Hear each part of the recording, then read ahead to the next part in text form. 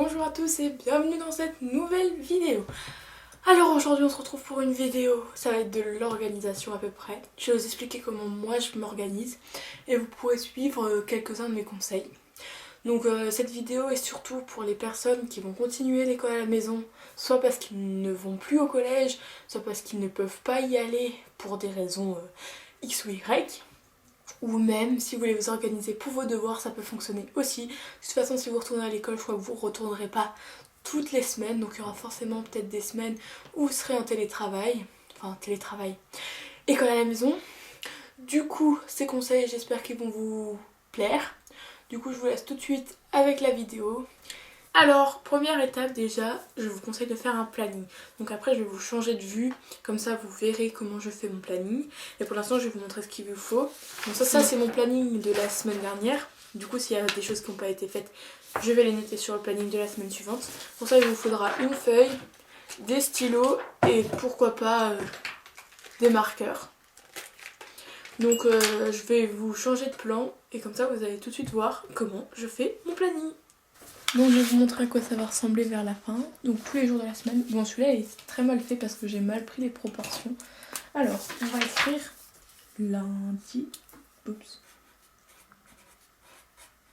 J'écris joliment. On trace un petit trait qui va nous servir après pour tracer une ligne. Mardi, etc.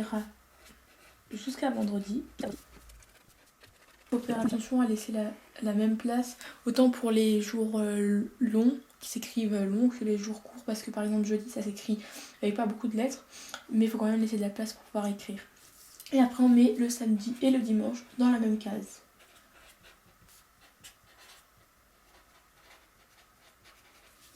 Après évidemment vous pouvez mettre le samedi et le dimanche, mais moi j'ai remarqué que je faisais jamais ce qu'il fallait faire le samedi pour le samedi, souvent je le faisais le dimanche, etc.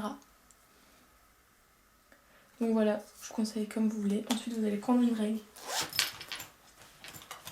et vous allez venir tracer vos traits pour délimiter vos journées.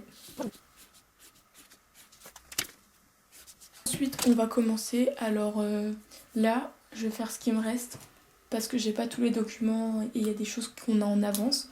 Donc là par exemple j'ai déjà plein de trucs. Ah mais on est vendredi, c'est normal. Mais pour cet après-midi. Samedi je vais faire de l'art plastique, c'est déjà noté samedi ou dimanche. Du coup lundi il faut que je lise l'allemand. Lire allemand. Et pour l'instant je ne sais pas, mais ce que je peux déjà écrire c'est que je sais mon emploi du temps du lundi, donc je vais vous le donner. J'ai maths, ils mettent rien. Je sais à peu près quel prof met quoi, donc voilà. Maths ils mettent rien. Art plastique, elle va sûrement nous mettre quelque chose, mais l'art plastique souvent je le fais pas le jour même, du coup je verrai quand je le mettrai dans la semaine. Ensuite allemand, elle va nous donner encore autre chose, du coup on verra. Et ensuite latin, ah faut que j'avance sur le latin. Voilà. Ça. Ensuite l'après-midi, alors je ne sais pas en quelle semaine nous sommes, c'est pour ça. Emploi du temps. Ça c'est aujourd'hui. Lundi. Ah bah j'aurai français et histoire, j'ai français il met souvent rien. Et en histoire il nous a déjà mis l'histoire, le tableau qu'il faut faire. Donc là évidemment je le mets sur lundi parce que c'est la journée de mardi. Mais si je sais d'autres choses en avance, bah... Alors là, question 1, 2, 3, 4, page 101. Mardi j'ai rien, mercredi, jeudi, pour l'instant ils ont rien mis. En même temps c'est normal. Là je viens de voir ma prof d'anglais, non, a mis autre chose. Du coup je regarde.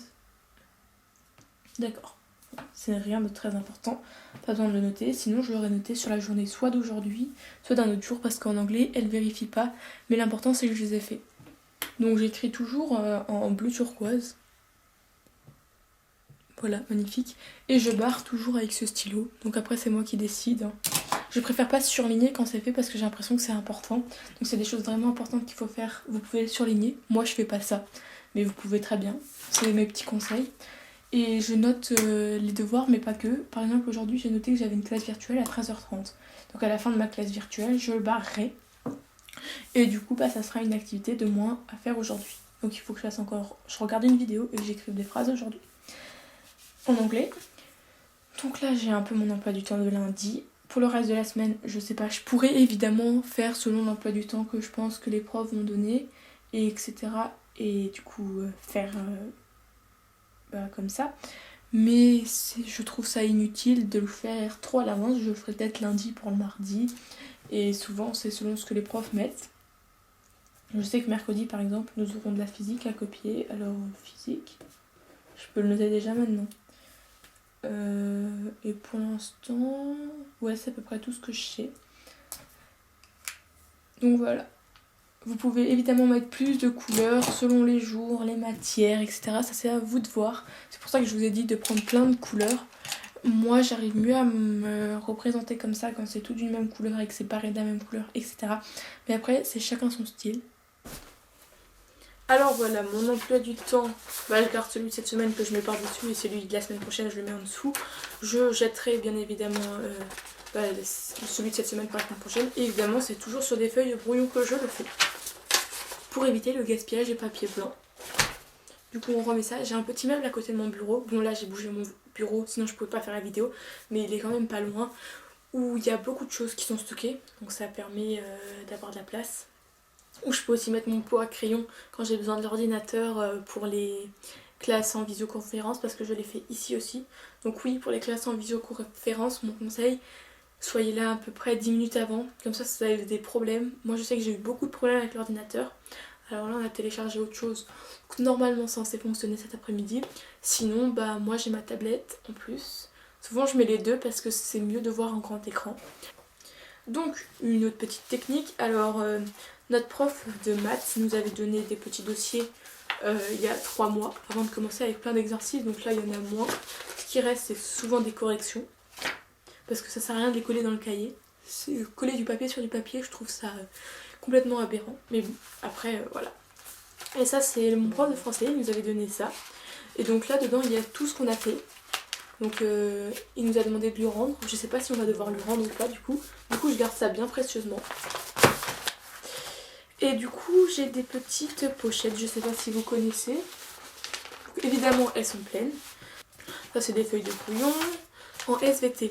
Alors la prof de SVT elle est très marrante. Ah d'ailleurs il faut que je note SVT dans mon planning. Vous le voyez en live là que je viens de remarquer qu'il fallait que je fasse de la SVT. Parce que la prof de SVT, nous avons cours le lundi ou le mardi de SVT. Tout le temps le mardi en tout cas. Et la prof nous donne le travail. Au début elle nous donnait plutôt le jeudi, maintenant elle commence à nous le donner le mercredi, donc c'est déjà mieux. Mais moi je suis prête à le faire à l'heure du mardi. Et donc il n'est pas présent. Donc là en l'occurrence j'ai ce qu'on doit faire, qu'on devait faire mardi dans ma pochette, parce que j'ai pas encore eu le temps de le faire. Donc ça faudra que je le fasse justement. Et en allemand, mon cahier est déjà assez plein vu qu'en allemand on a pu conserver le même cahier. Et là, j'ai oublié mon manuel dans mon casier, enfin mon livre qu'on devait lire. Et du coup, la prof nous fait beaucoup de fiches, mémotechniques, pour suivre le livre, etc. Donc je trouve ça intéressant de les garder parce que moi je les aurai tout le temps. Si par exemple mon frère refait le livre et que la prof n'utilise pas les mêmes fiches, etc., peut-être qu'il comprendra mieux. Du coup là j'ai l'équivalent de 2 histoires. Je vais vous montrer quand même tout ce qu'il y a pour une histoire. C'est l'équivalent d'une histoire. Ah oui, celle-là elle est beaucoup plus épaisse. Et c'est toutes les fiches d'exercice et toutes les pages du livre que je n'ai d'ailleurs même pas parce que la prof elle me les scanne. Bref, la pochette d'allemand, c'est celle qui prend le plus de place quand même. Donc je vous conseille de ranger vos documents, ça évite d'avoir une pile de documents où vous savez pas ce que c'est, donc par matière. Même moi en allemand je m'en sors pas toujours parce qu'il y a beaucoup de documents, mais au moins je sais que c'est dans cette pochette. C'est le plus important. Évidemment pour pas perdre le contact etc. avec mes amis. Et puis même pour avoir de l'aide, parce que travailler à la maison sans professeur c'est plus difficile. Je sais que tout le monde n'a pas la chance d'avoir des parents qui les aident, et même quand c'est tes parents qui t'aident, c'est différent que quand c'est le professeur qui t'explique. Donc voilà, on essaie de trouver des solutions. Sinon avec mes amis, j'essaye de aussi communiquer. Nous avons plein de groupes sur les réseaux sociaux pour soit des groupes de classe, soit des groupes avec juste certaines personnes. soit pour communiquer comme ça, ou pour communiquer aussi si nous avons des questions sur les devoirs. C'est important parce que faut pas se renfermer tout seul et ne rien comprendre. Si par exemple mes parents sont pas disponibles et que je comprends vraiment pas un truc et qu'il faut absolument que je le fasse, bah j'irai voir mes amis et ils m'aideront. Ou même si eux ont des problèmes, je peux les aider.